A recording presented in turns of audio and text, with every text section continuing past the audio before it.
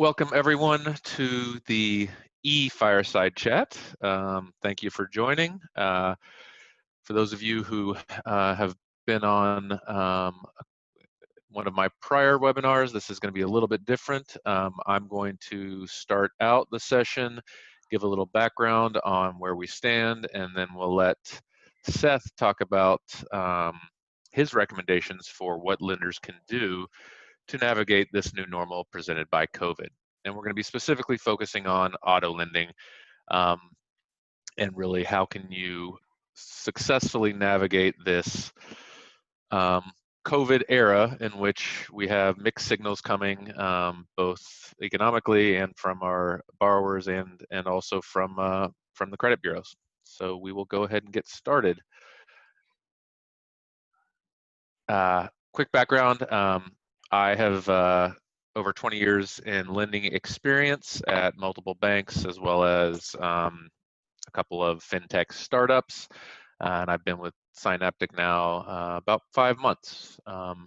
Seth Rubenstein, he has joined us more recently. I think he's been here about 2 months now as our head of decision science and has a background similar to mine, extensive experience at lenders globally and domestically in the U.S., where he's been responsible for credit risk management, portfolio management, and modeling. Think of me as more the kind of credit risk manager, and Seth as more the technical decision science expert. And for those of you not familiar with Synaptic, we are a product company that helps lenders leverage AI and advanced decision strategy to optimize their credit processes. And as we all know, being agile and adapting quickly to changing environments is more important in 2020 than it has been in the last 10 years. And so let's talk about 2020. Where are we? As I say here, we're in a unique but severe recession. Unique because I think there are pockets of the economy that have been dramatically impacted adversely, as well as some pockets of the economy that are kind of chugging along and not really feeling strain. And then there are other pockets like e-commerce that have done better in 2020 than in prior years due to the nature of COVID. Just looking at these charts on the left, we know that GDP has dropped, and we technically entered a recession from a GDP measure. But I also want to just point out the real personal income drop that you can see start to happen in that middle red line, as well as the pretty substantial drop in personal consumption expenditure. And this is, this data is a little bit lagged, but we've seen a huge drop in consumption, and we're seeing that in the auto industry as well as across the board. This chart on the right shows the unemployment rate. We know that that did tick back down in June and July. So things are looking up there. Again, I would stress that we are seeing really a tale of two economies. There are these sectors that I'll talk about on the next slide that have been hit very dramatically. There's also different regions of the country. We know that unemployment is in that high double digits in the Northeast, and where the shutdowns have been more severe, and remains lower in the South and West, even though we've seen COVID increase in those regions. The unemployment, which may be a lagging indicator, has not gone up as high as it has in the Northeast. And as I alluded to on the previous slide, this is really disproportionate. Some sectors, we all should be familiar with those right now. Tourism, travel, airlines significantly hit, in-person retail dramatically hit, restaurants, anything related to services and requiring person-to-person contact have been hit, whereas things not customer-facing or not directly consumer-facing have been resilient. And as I said, anything that's steering towards the online tail or e-commerce world have done even better in 2020 than in prior years. What does this mean for car buyers? What it means is if you're employed in those industries, if you work as a waiter or waitress, if you work in travel, airlines, you might have lost your job, or you might have been asked to take a furlough. You might have lost hours, lost wages. And as we say in this gray box on the right, up until now, the government intervention through the CARES Act, through the PPP, through the unemployment, has really softened the blow of this impact uh, to lenders, to banks. We have not seen across the board loss increases yet. However, we know that a lot of those benefits expired at the end of July. Uh, while Congress may get its act together and extend some of those benefits, it's unlikely to be as the intervention is unlikely to be as strong and robust as it was over the first several months of this pandemic, and that means we expect to see some real impact flowing through to lenders' bottom lines, and we'll talk about that. So specifically with car sales, we know that you can see in the middle here, this is all just 2020 data. You can see up until kind of mid-March, sales were slightly up over prior year. Then you see a significant drop from mid-March to beginning of April, and we have slowly recovered in terms of car sales since that point. And in fact, used cars, if you're looking at the last month or two, probably on a month moving average or multi-week moving average, have really rebounded to prior levels. Used cars are back. New cars sales remain depressed, and all indications are that's primarily a supply constraint rather than a demand constraint. A lot of manufacturers shut off production in that shutdown period in March, April, May, and so there's just a lag effect and a lack of supply on the lots, which has in turn driven up used car sales. That said, if you add these two lines together, we are still down year over year, although the trends are positive.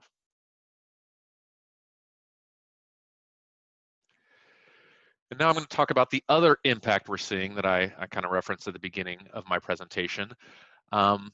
Some of the challenges presented by COVID are having what might seem to a layperson to be counterintuitive.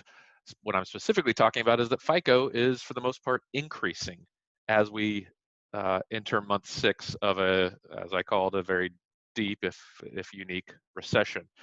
And here are some stats we got from an Experian research study that says that 84% of consumers remained in the same risk tier from March to, I think the time period here was looking at June, July. So over a pandemic in which we saw unemployment skyrocket, consumption drop dramatically,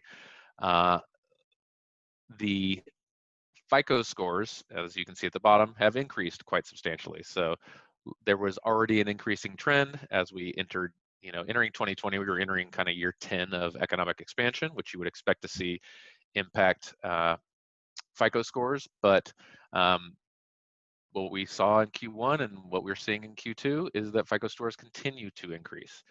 And this middle statistic here, 55% of consumers increased their FICO score. So we're looking at 84% stayed, give or take, in the same band, 55% increased their score, and 26% increased their score by more than 10%. That's a pretty substantial step up for any time period, let alone in a macroeconomic downturn.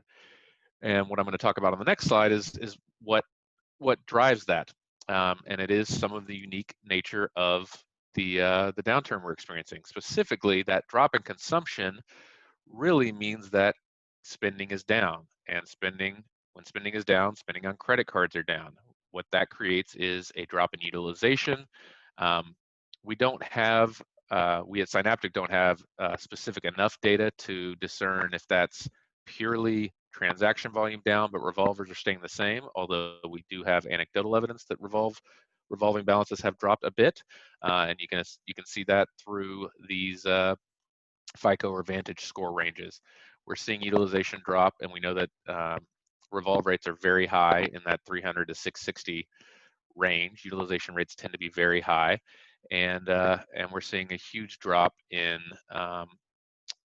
utilization by score, and this doesn't reflect the compounding impact, which is that people's scores are increasing. So as people jump up to the next range, they're going to, as their utilization drops, they're going to see their FICO or Vantage score improve, and they'll jump up to the next range, which even in spite of that that movement up in score, we're seeing a significant drop within score bands of utilization, as much as 20+% for the excellent credit people.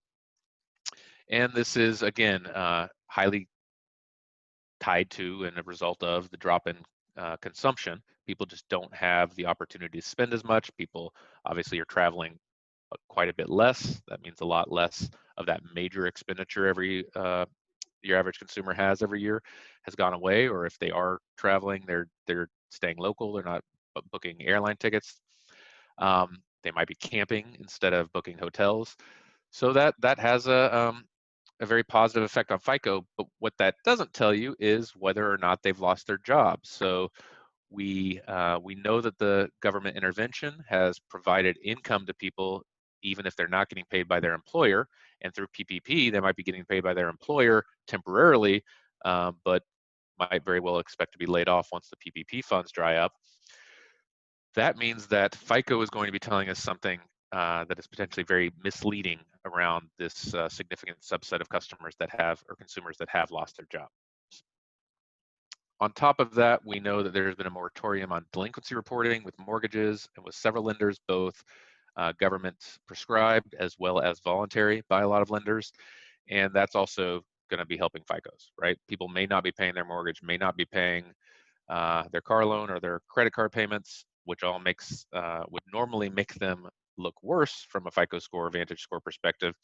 But because that's not being reported accurately, intentionally by lenders, that's going to have the converse effect of actually improving FICO scores. So all of that creates a big challenge for someone who wants to lend to customers. What I'm going to do now is I'm going to actually launch a poll to everyone. There's 5 questions here. If you can please offer your answers on the poll, and I will share those results before we get into the Seth's section. Seth, do you have any observations before I hand over for your slides on what I've talked about? Okay, great. Can everyone see that poll? I believe that's launched. I even have it, but I shouldn't vote on it. Okay, we'll let you not vote.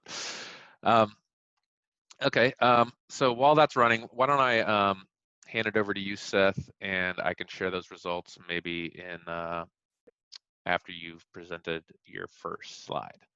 And so Seth is going to talk to us about what he's calling the COVID era playbook. Okay, and now I need to figure out how to minimize the poll. And there we go. We'll be talking about how to navigate in this COVID era because of the kinds of changes, both consistent and inconsistent, that Eric talked about. We have changes in creditworthiness that may or may not be obvious from your usual sources of measures of somebody's default rate. Changes that you might want to make to the process that you use to underwrite people will depend upon your underwriting operations. We'll talk about that. And in the event there are delinquencies, defaults in this business, there's a process that involves recoveries and sales, and things have changed there too.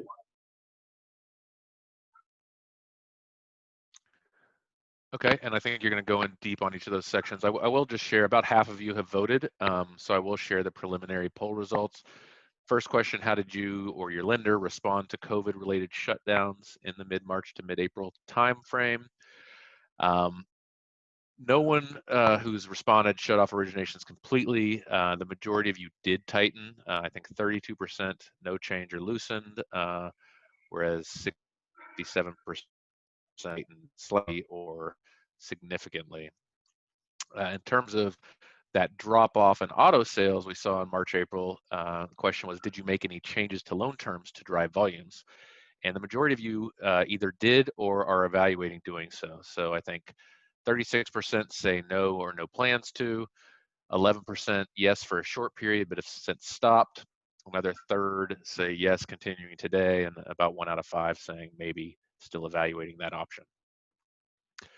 In terms of delinquencies, very mild increases. No one has seen delinquencies increase by more than 20% since March.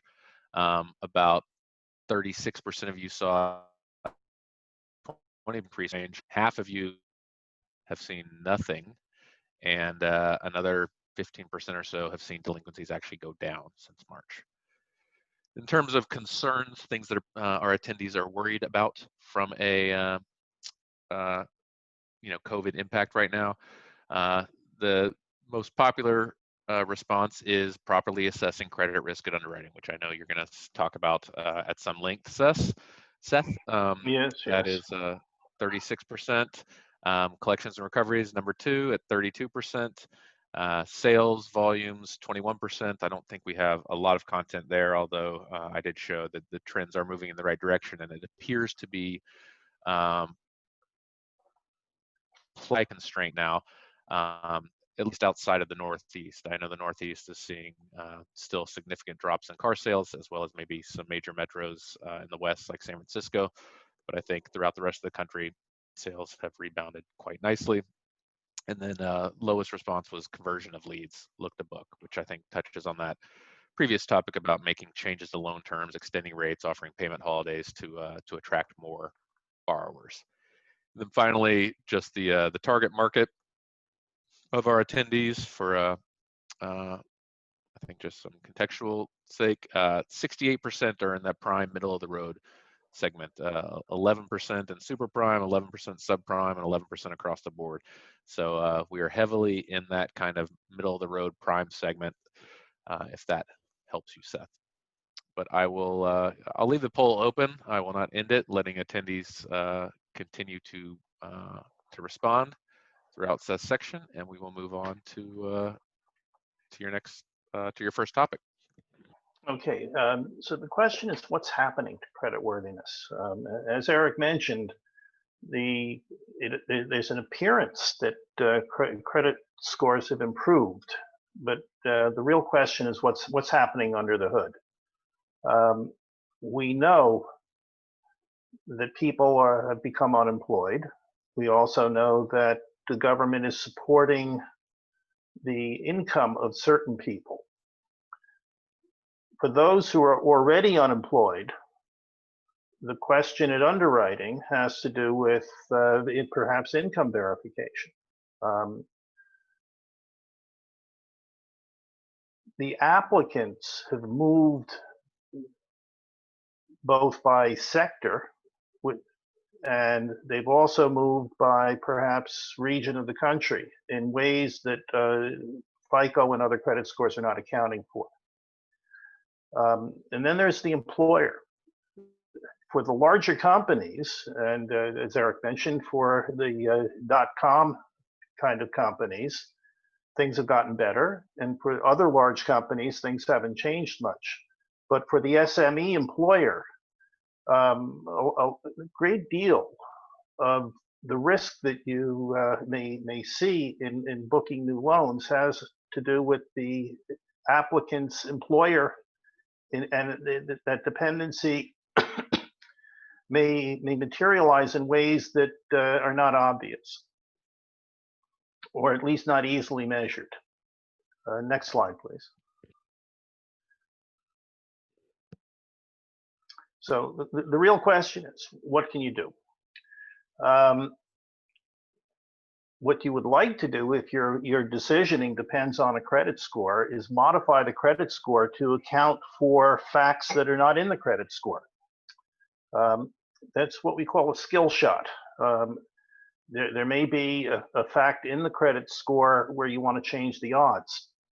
There may be a fact dependent upon data that's not in your industry standard application, or an application that you've built on your own.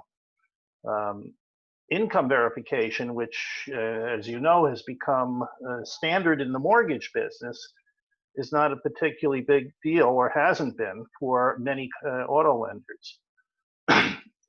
Making these kinds of changes relies on a data science team, and relies also, as we'll see in the next couple of slides, on what you can do with those changes, even if you have them and they're correct, or directionally correct.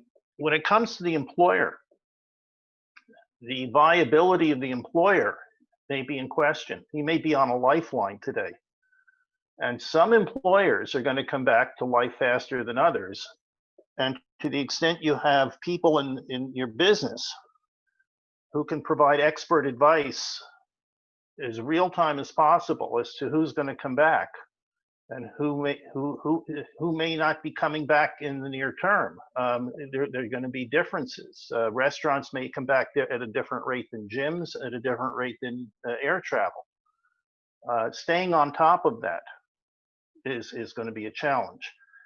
The data science team, to go back to that, this is a bit of a technical matter. They need to be able to compute the variation that's called log odds to a credit score. And as we'll see in the next couple slides, you need to be able to, for lack of a better phrase, shoehorn that change, which may be merely expert judgment, into the credit score for use in sanctioning. The next slide, please. Hey, Seth, before the next slide, it says down here at the bottom, is your data science team up to the task? What exactly do you mean by that? How heavy a lift is this? Is this a if you have a real lot of data resources required? No. It depends on whether you have a data science team in-house, or you rely on, it's possible you may rely only on FICO scores that are external, and you pump them into credit policy. If you have data scientists, and in combination with, you have somebody who is sufficiently familiar with the auto lending industry and can say, aha, I believe that people who work for restaurants, we should add 20 points to their credit score and thereby move their credit risk up. That combination is relatively straightforward to do. What we're going to see on the next couple of slides, bringing it to life in the sanctioning systems, may be not that easy. The actual computation is not too much of a challenge. Making it come to life might be. And so let's go on to the next slide, and I'll touch on that. Okay. All right, so fine. I will say, let us assume for the moment that you've been able to characterize the nature of the applicant's occupation and employment, and turn those facts and possibly a couple of others by extending the application material, the application information into changes in the credit score. Now what? We've listed here 4 different ways that you might be doing your decisioning. And regardless of which of these 4 it is, each present their own challenges in modifying the credit score for use in credit policy. All right, these changes may very well depend on data that you don't have today. The issue there is, if you don't have the data, what do you do about it? The thinking process goes something like this. If somebody is deep into the approval territory, you don't have to worry about it too much. If they're deep into the decline territory, asking additional questions is not going to help them either. For maybe upwards of 50% of the applicants who are at the cusp of an approve or decline, you may want to go back to them. And there's a cost-benefit consideration here, and pick up this data that's not available of what is your occupation, what is the nature of the business of your employer, and by the way, can we verify your income? So that process has a cost, but it also has a benefit. Now, the real issue here is during COVID, you have a train in motion on getting applications through the systems. In COVID, there's an agility that may be required that's not there today. You may have to compute these modifications to credit scores, but not just once. You may have to, every 2 or 3 weeks, data's coming out that tells us how different kinds of employers are reacting, both by kind of employer and by region. So making these adjustments may involve putting a system in place, people and computers, where they're evaluated on a regular basis, and the updates come close, not exactly real time, you don't need to do it daily, but on a regular basis to stay ahead of the challenges that will come if there are movements in either COVID getting better, getting worse, companies coming back to life or not. Do you expect those changes to continue to happen until life has moved on from COVID? Is that the kind of ongoing refinements you're talking about? Let's try to bookend this with a couple examples. Let's take gyms. Here in Texas, the gyms are wide open. They opened up a month ago. Yes, everybody's wearing a mask. Yes, I can see when I go that the parking lot is only 70% full compared to what it used to be, but they're by and large alive and well. You go up to New Jersey and New York, they're still shut down. I think same in California. So the question of, well, it's not a matter of if, maybe they won't all come back, but it's a question of when. At the other side of the bookend, international air travel. Right now, it doesn't look like that's coming back to life. Forget volume, but life until the end of fourth quarter. So in answer to your question, Eric, every kind of business is likely to have it's not about U or V. That's a one size fits all. Every business, every kind of employer, especially the smaller ones, are going to come back to life in different ways, in different parts of the country, different times.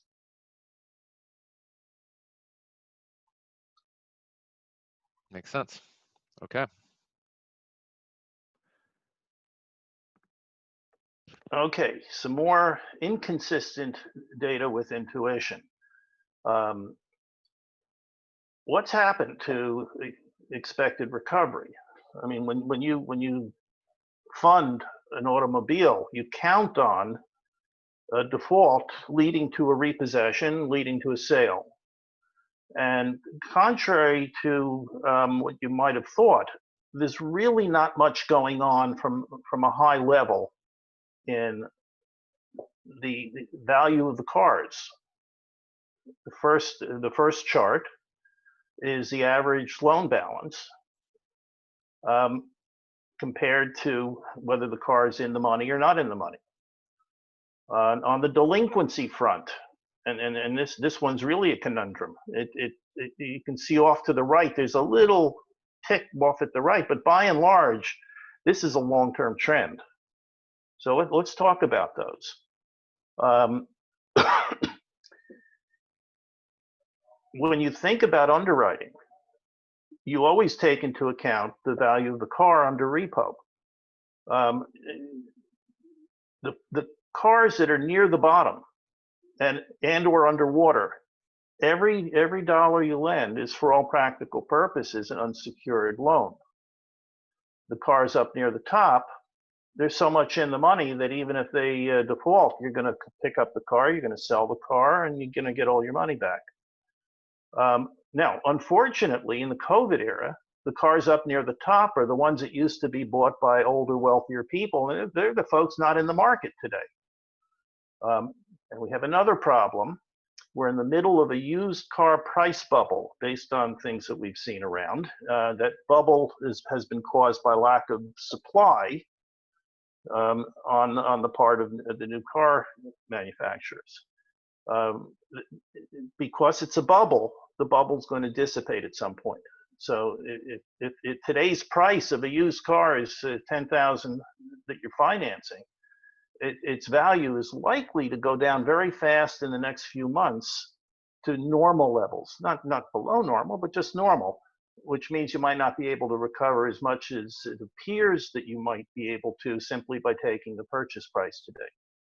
Now, regarding the chart on the right, we all know that a lot of defaults are being prevented from happening by government action, both to the employer who is keeping people on the books artificially, as well as the programs that deal with the individuals where different kinds of their cash flows are being pumped up. Everybody's expecting a post-stimulus wave of defaults, and that's going to happen. So that's the landscape. So the question is, what do you do about it? Next slide, please.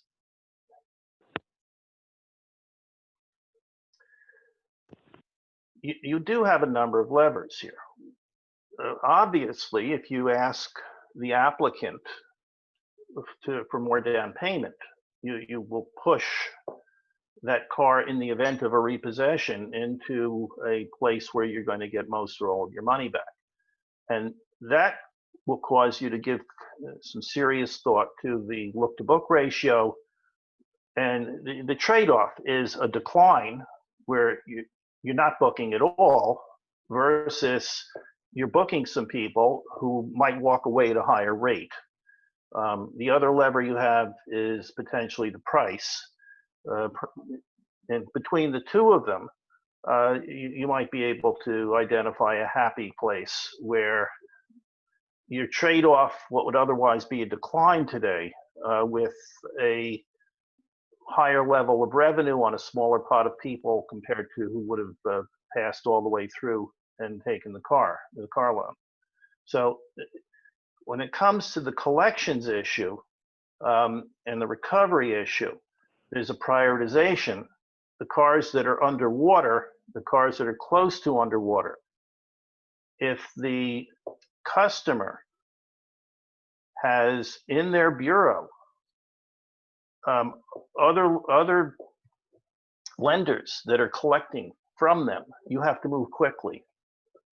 The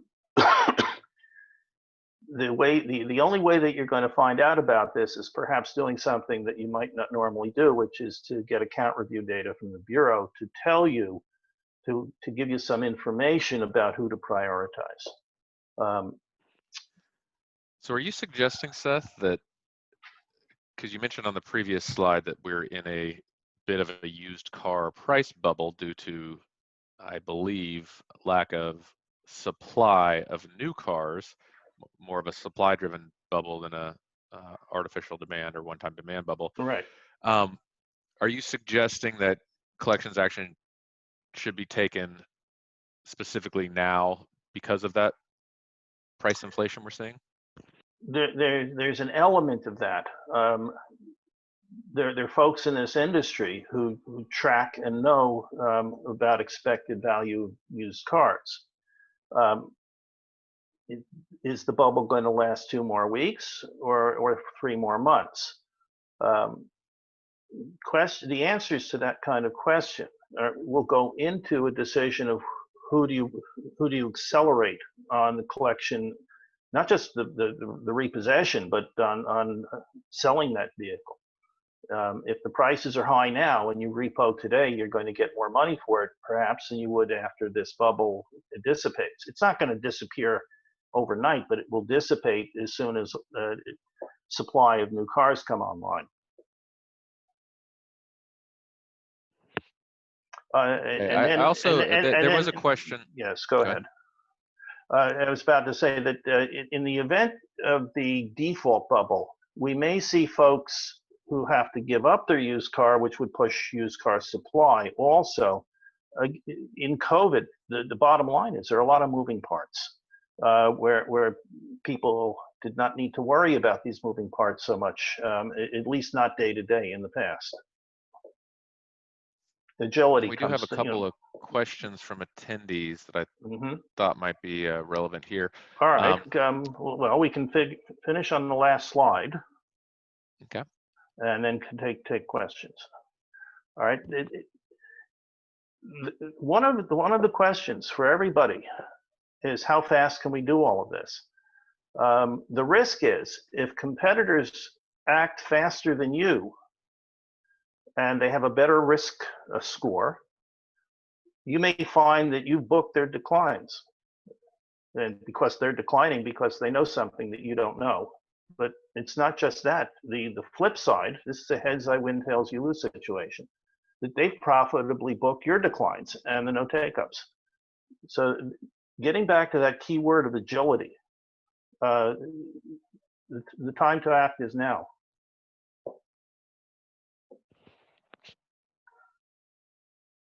Well, before we get to the attendee questions, I want to follow up on some of this. So you talk about booking their declines. So if I can paraphrase, you're saying if you are not adjusting model log odds, for example, and your competitors are, this is the risk you're talking about here, right?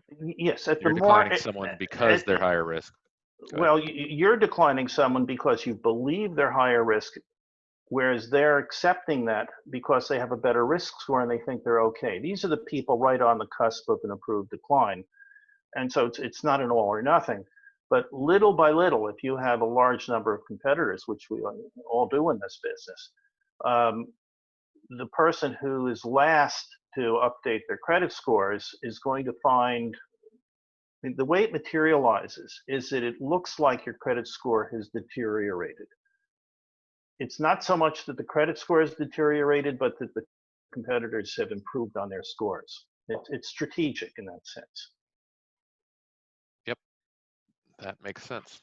Okay, so we have several questions here, and I encourage the attendees to continue to ask.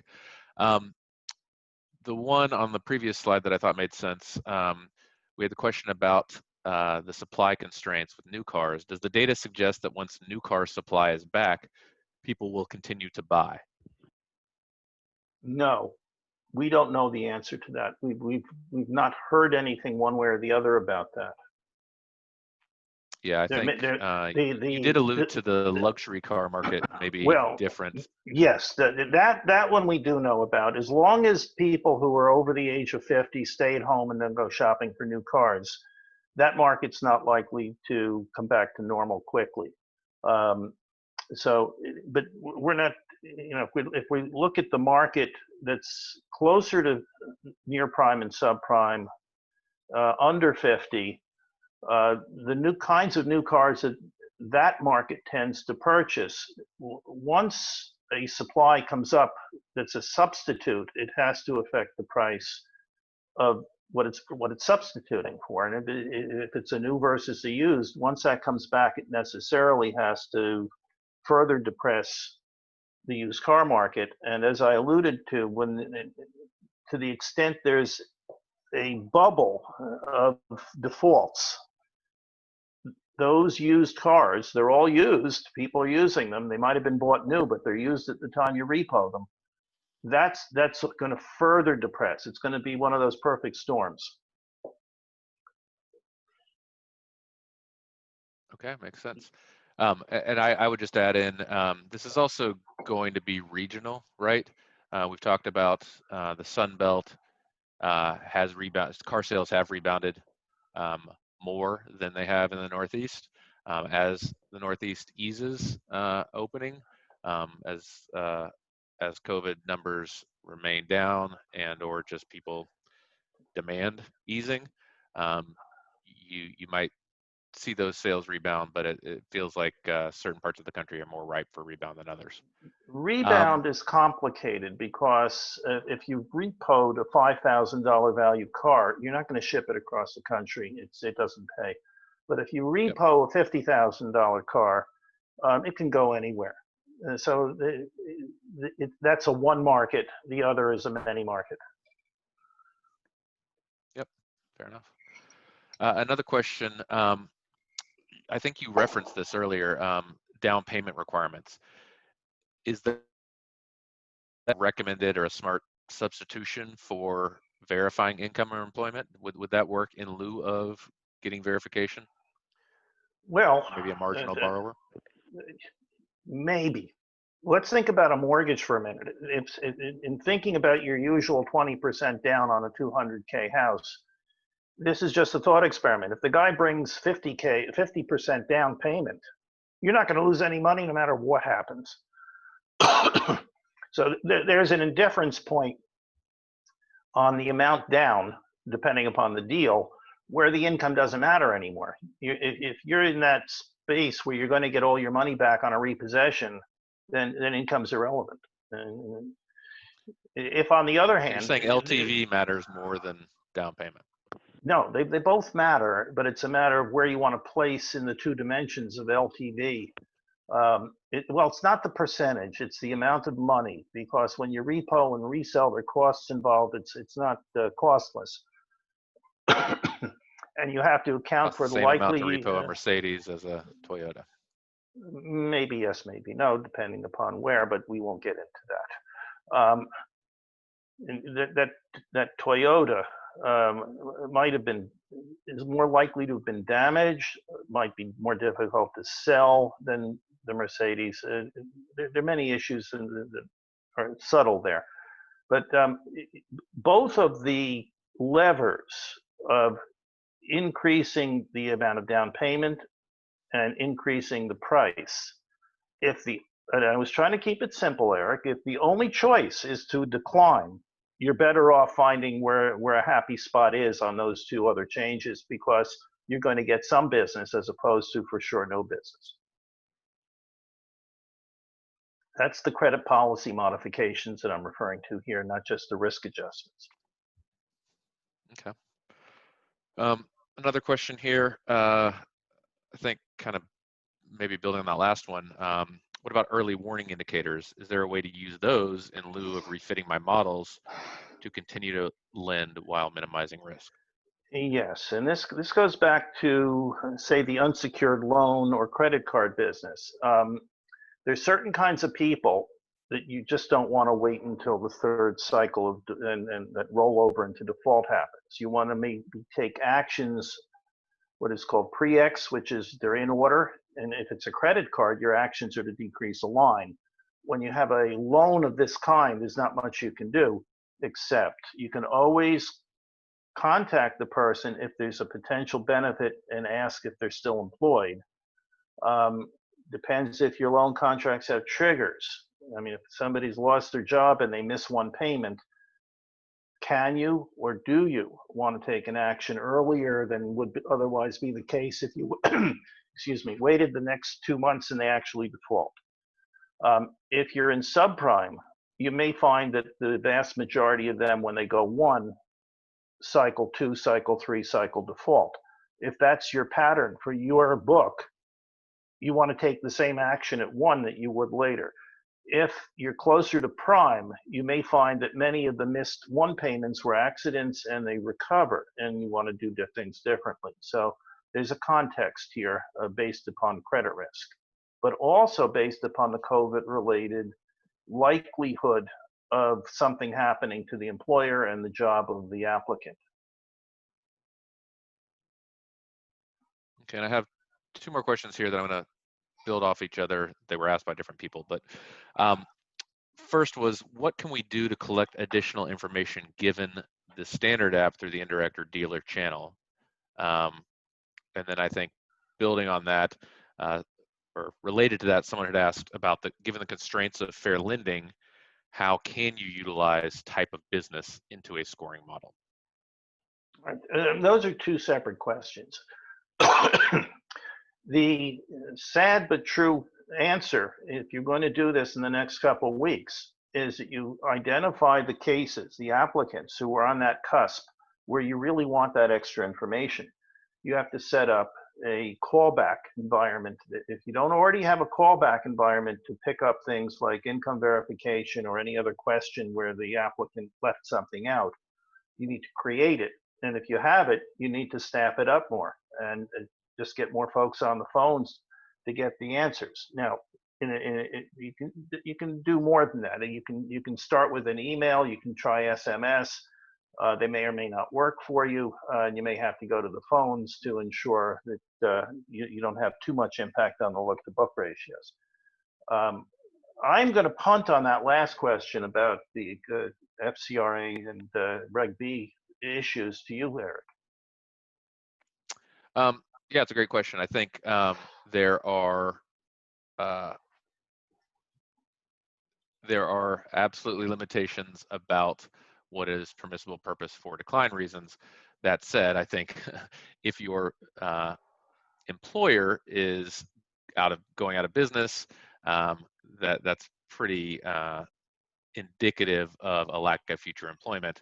And I think you can probably ask for additional verification. You can create hurdles to prove that not just they have had paychecks in the past, but they're continuing to receive paychecks or continue to be employed, which can either outright be used for a decline or can cause that applicant to maybe take another loan that's not creating those hurdles.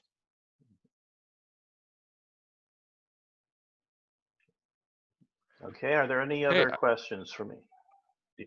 I do not see any additional questions. I would like to thank you for your time, Seth. Appreciate it. If anyone wants to ask any additional, we can handle those now because we have a few more minutes. Otherwise, we will wrap up. Thank everyone for attending. Oh, I do see one more popping up. Question is about loan deferrals and modifications. What are your thoughts about those tools right now?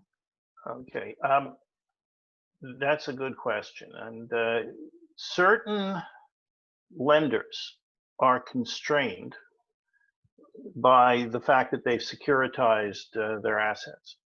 If you're constrained, you can't take haircuts. Well, that's the end of it. If you are not so constrained, if you're holding your own assets, taking a haircut may be a good place to go. Now, we've kept it simple so far and talked about the borrower as if that person was the only person involved in this deal. There are people who are married who have two incomes and they lose one income and they're income constrained, but they're still capable of making payments, perhaps not at the same level. So extending the term, doing modifications makes all the sense in the world for them. I'll ask a question building on that. We talked earlier about acting quickly to repossess, potentially if the car is underwater or the loan is expected to be more underwater when used housing prices dip, if there's additional supply in the new car market. How do you think about balancing that versus being lenient given the I guess pressure seen by lenders to not appear as to be predatory or overacting in this environment? Here's where you need to bring in somebody from the finance team. Do the computation. The haircut, there's different kinds of haircuts. If you're simply modifying to cut the person's payment way down by extending the term out another couple of years, that's a win-win for everybody. There's really no loss there. In fact, the lender comes out on top, if I have to say that, because you're going to get more interest out of that. And the borrower's happy. His constrained personal resources are now not being taxed as much as they were. Taking a hit to the value, to the underlying residual loan amount is not a happy place. But as you said, the alternative isn't pretty either, and it's based upon the numbers. The challenge here is that one computation is straightforward. The other one, having to do with when is the used car bubble going to dissipate, is an unknown. So balancing that known versus unknown, folks usually like to stick with what's known. So no, I'm not making a prescription here, but that's probably how it's going to come out. Okay, we have a couple of follow-up questions from earlier. The question about using employment in scores. It's done And all the I time kind in of credit card. It's done all the time in loans and credit card. Even before COVID, certain kinds of industries and occupations were more risky than others, and there was a log odds that went into the score, and that would have just been one of the top 4 or 5 reasons for a decline if that was a decline. Are you talking about employment status or type of employer? No, I not think that's the status, question. because the status is straightforward. A person puts a tick in the box. I'm unemployed. That's the end of that. But if the person is retired, I'm not sure. You'll have to answer that one, Eric. If the person, there are a couple other employment statuses. Now, one thing I haven't mentioned, I should have, is when you think about kind of employer. So far in COVID, the public employees have not taken a hit, but they might in certain places. Can you use that? And I've seen it used in many other situations where it's an unsecured loan. It's just another variable that made it into a credit score.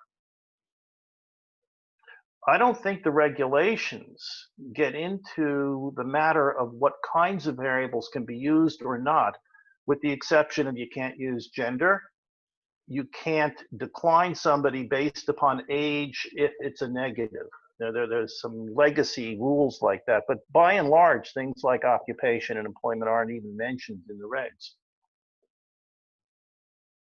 Okay. Another question here, and then we will wrap up. How far should we be willing to extend the term on a loan modification? You talked about that's a win-win. And this person specifically asking, what do you think about extending 24 plus months, especially if there is continued downward pressure on auto values? Well, the downward pressure is that's going to dissipate. If we all believe this is, on the used car market, a temporary bubble, and it's not a huge bubble. What was, Eric, I think you had some statistics. What percent has the, let's say, $10,000 car from a year ago moved up, or the $20,000 car? Has it moved up all that much? I don't recall offhand, but you're right. It was modest. It was like $500. It was right. So it's a modest bump up, and once that dissipates, it's a modest bump down. Unless the manufacturers do something silly and overproduce, and the lots are full, and they start giving cars away again. I mean, unless you see something like that happening, I wouldn't worry about it. And the 24 months, basically the impact of extending out that long is you just, well, at some point you become an unsecured loan. It is an unsecured loan already for the people who are at the bottom of that. How much money's in the car today? People who are in the lending business for personal unsecured loans and credit cards are happy to extend it out. When the minimum monthly payment on credit cards was moved typically from 2 to 3%, NPV on profit took a big hit. So that's actually, if you can do that kind of mod, that's a happy. That's a good point. Yeah, I mean, I think traditionally in the auto lending space, people have been very reticent to have people owe a car loan for more than the car life might be. That said, that is the business of unsecured lenders. And I think it's tied to affordability and payment amount. If you're talking about extending and reducing payment dramatically so that it feels more like a credit card monthly minimum payment of $100 or something, that's not unsustainable. If you're still $600-700 and the car is not going to be working, then you probably will have people refuse to pay. And so I think it's a delicate judgmental call, but I think it's absolutely worth testing. Like there's no reason not to use this time as a time to say, all right, let's see what happens when we do a subset of our customers, make them eligible for 24, 36-month term extensions to reduce payments and see if they'll keep paying. I'm not saying kick that can down the road. I'm saying use it as a learning test bed, because again, historically, lenders have been very hesitant to do anything like that. Well, Um, you and I were looking through some of the national data, and as I believe we saw that the timing for the car loans have been going up and up, primarily as a consequence of price of cars going up. yep. And so, Yeah, I think the average car loan term is now 69 months, and it's higher than that for new.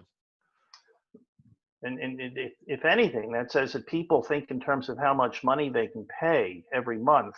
And interest rates being low pushes it one way, but the value of the cars coming off of the assembly line has been pushing it the other way. People don't really look that much at the number of months compared to how much they have to pay every month. So that's been moving up anyway.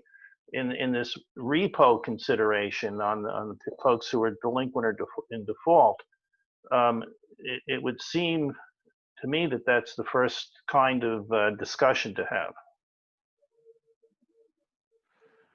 Yep, makes sense. The only other questions we had, a couple of people were asking about getting a copy recording of today's meeting after today.